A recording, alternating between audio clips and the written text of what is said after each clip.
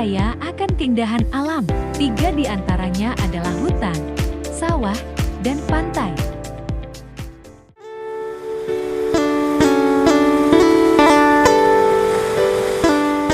Sawah adalah sumber pangan utama. Disinilah para petani menanam padi untuk kebutuhan kita sehari-hari.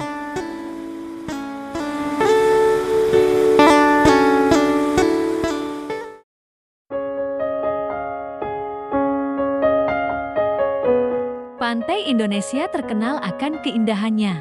Selain untuk wisata, laut juga menjadi sumber mata pencaharian nelayan.